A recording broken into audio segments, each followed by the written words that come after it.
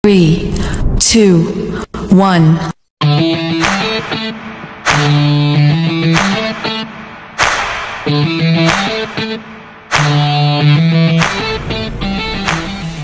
Assalamualaikum warahmatullahi wabarakatuh. Selamat pagi dan salam sejahtera untuk kita semua. Sebelumnya, perkenalkan nama saya Muhammad Rafi dengan NPM 2022-17582 dengan moto hidup menjadi orang yang bermanfaat. Pada kesempatan kali ini, saya dan rekan-rekan saya kelompok 3 yang mana beranggotakan sebagai berikut.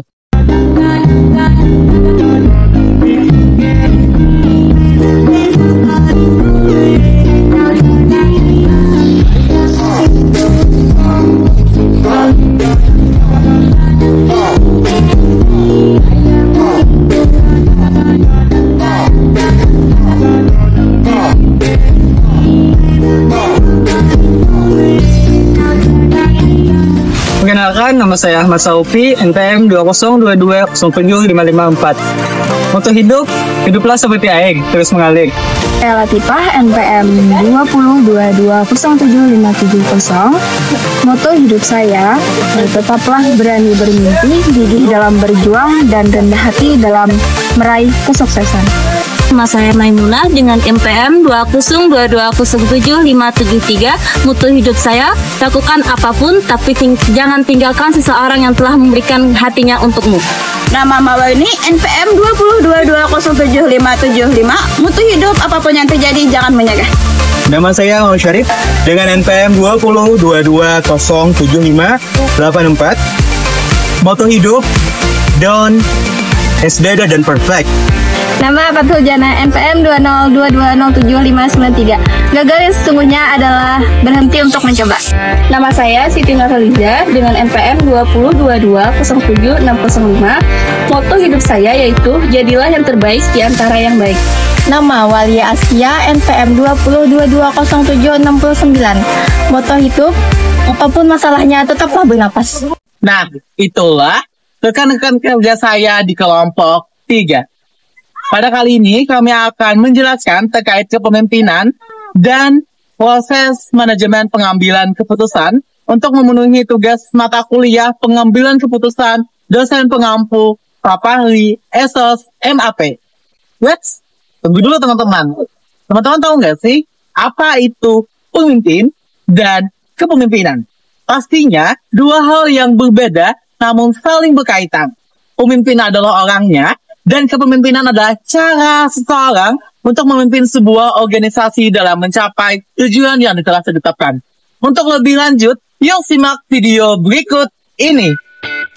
لا يوجد زعيم حقيقي يسعى قد يتبعن ولكنه يرشد ويلهم ويجذب المجموعة إلى ركعة الأكبر. There are no true leaders who only seek followers, but rather leaders who guide, inspire, and lead the group toward a greater vision. Tidak ada pemimpin sejati yang hanya mencari pengikut, tapi pemimpin yang membimbing, menginspirasi, dan memimpin kelompok menuju visi yang lebih besar. Pemimpin adalah individu yang mampu membimbing, memotivasi, dan menginspirasi orang lain menuju pencapaian tujuan bersama sebuah organisasi. Mereka memimpin dengan visi dan misi yang jelas dan mengkomunikasikan arah yang diinginkan. Pemimpin juga memiliki kemampuan untuk mengambil keputusan berdasarkan hasil yang telah ditetapkan.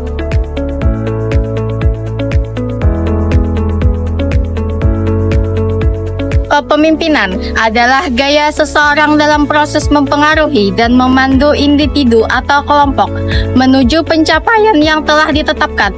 Seorang pemimpin menginspirasi, membimbing, dan mengarahkan orang lain dengan memberikan visi yang jelas, memotivasi melalui contoh, dan memfasilitasi kerjasama mencapai hasil yang diinginkan.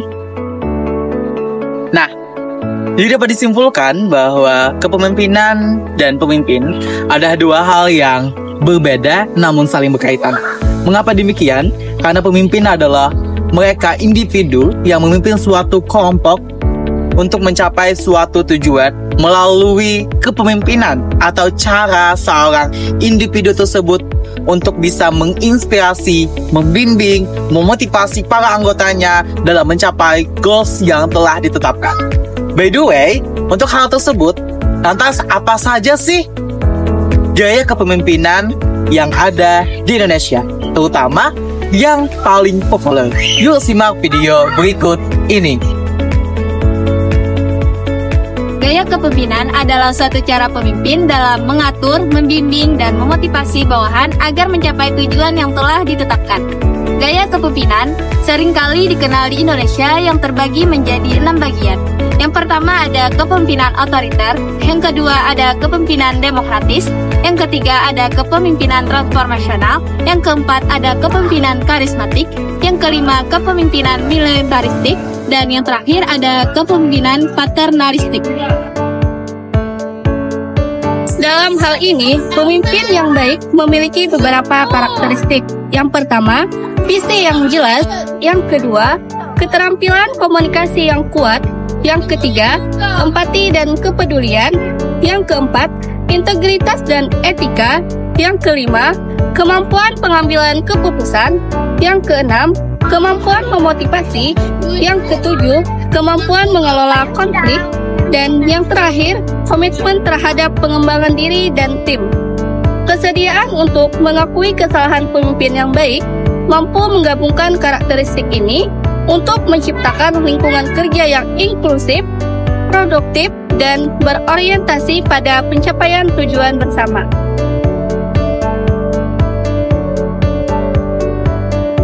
Nah, untuk mencapai suatu tujuan yang telah ditetapkan, pastinya seorang pemimpin juga membutuhkan gaya kepemimpinan. Dalam hal ini, berdasarkan Jurnal Manajemen and Business tahun 2019, bahwa gaya kepemimpinan yang efektif adalah gaya kepemimpinan demokratis. Kenapa demikian? Karena gaya kepemimpinan demokratis memiliki beberapa alasan. Yang pertama, budaya partisipatif. Yang kedua, menghargai pluralitas. Yang ketiga, kebutuhan atau keterlibatan. Yang keempat, peningkatan responsivitas. Dan yang kelima adalah membangun kepercayaan dan solidaritas. Dengan demikian, gaya kepemimpinan demokratis memiliki kesesuaian dengan nilai budaya, kebutuhan organisasi, dan tuntutan lingkungan di Indonesia, sehingga dapat diterapkan dengan efektif untuk memimpin dan mengelola dalam sebuah organisasi.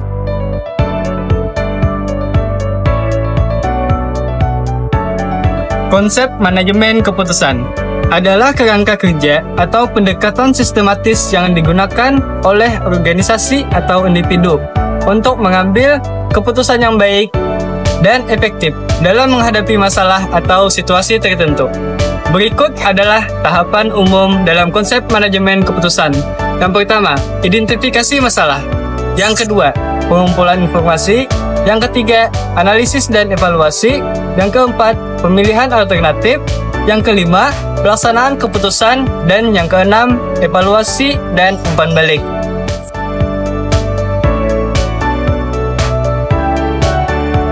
Pengambilan keputusan adalah proses yang melibatkan pemilihan antara beberapa alternatif berdasarkan pertimbangan informasi, tujuan, preferensi, dan kondisi yang ada.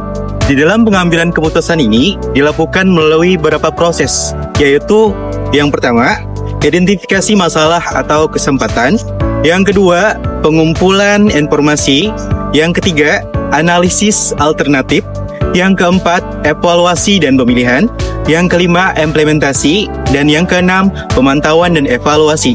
Analisis SWOT adalah alat manajemen yang strategis untuk digunakan mengevaluasi kekuatan atau strength, kelemahan atau weakness, peluang atau opportunities, dan ancaman atau threats yang terkait dengan suatu proyek produk atau perusahaan dalam sebuah organisasi. Kepemimpinan yang kuat dan manajemen keputusan yang bijaksana adalah dua elemen penting yang saling melengkapi untuk mencapai kesuksesan organisasi. Berikut adalah beberapa cara di mana keduanya dapat bekerja sama. Yang pertama, visi dan arah. Yang kedua, pengambilan keputusan yang kolaboratif.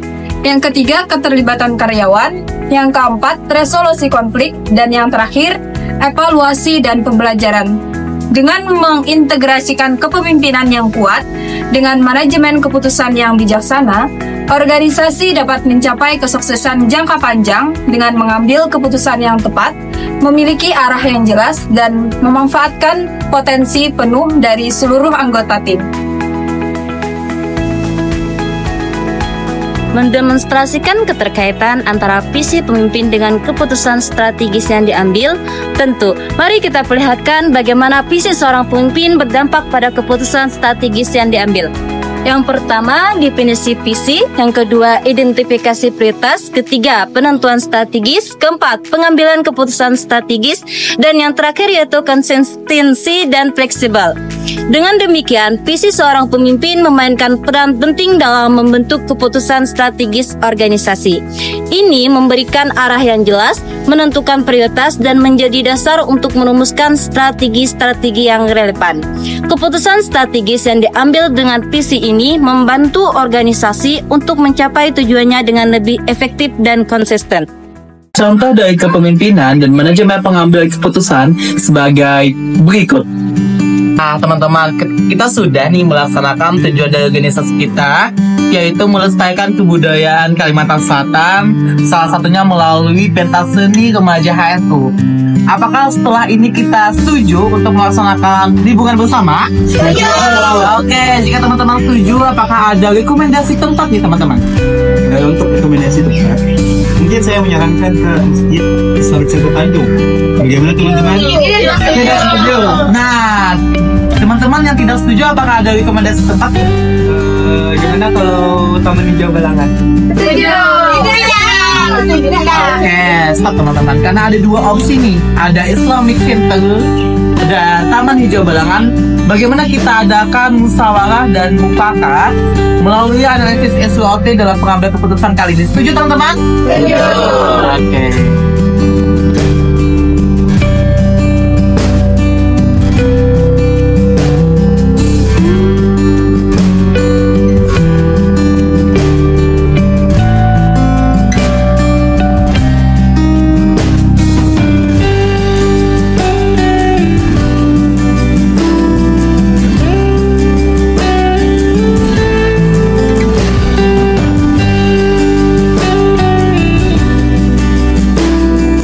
Teman-teman, berdasarkan hasil diskusi yang telah kita lakukan dan analisis SWOT yang telah kita rancang sama-sama, diambil satu keputusan kita akan melakukan rekreasi bersama di Masjid Islamic Center yang ada di Tanjung. Kenapa? Dengan tujuan untuk meningkatkan ketakwaan kita kepada Tuhan Yang Maha Esa, teman-teman. Jadi analisis SWOT ini bertujuan untuk minimalisir permasalahan yang ada dan pengambilan keputusan yang efektif. Teman-teman setuju teman-teman?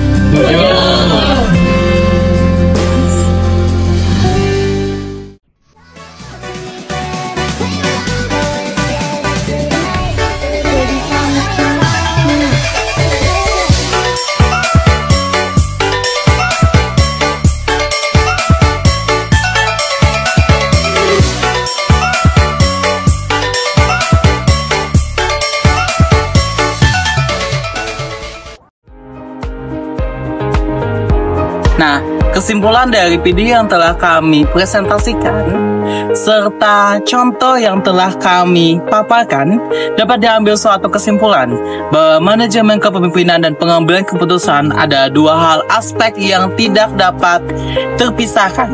Karena aspek ini sangat penting dalam menjalankan suatu organisasi dalam mencapai tujuan yang telah ditetapkan. Dalam hal ini pula, kami mengambil suatu kesimpulan yang secara signifikan, mulai dari kepemimpinan yang kuat, serta bagaimana pengambilan keputusan yang efektif digunakan dalam suatu organisasi, serta keterkaitan antara kepemimpinan dan pengambilan keputusan, kolaborasi dan partisipasi, dan fleksibilitas dalam suatu pembelajaran. Dengan mengintegrasikan manajemen kepemimpinan yang kuat dengan pengambilan keputusan yang bijaksana, organisasi dapat mencapai kesuksesan dengan jangka waktu yang panjang. Dengan menciptakan visi misi yang kuat, merumuskan strategi yang tepat, dan mengambil keputusan yang mendukung pertumbuhan dan inovasi untuk menunjang suatu goals yang telah ditetapkan. Mohon maaf, kami tidak mempunyai behind the scene karena kami satu kali take saja.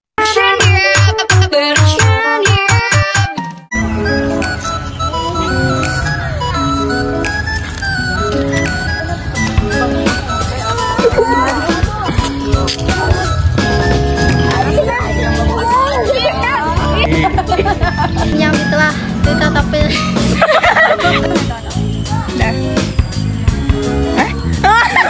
Kira aku itu 1, 2, 3. Jangan. Beberapa. Wah, aku nah.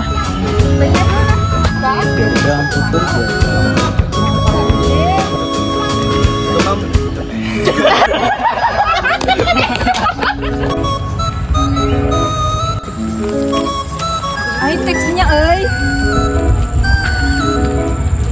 Pemimpin dengan keputusan yang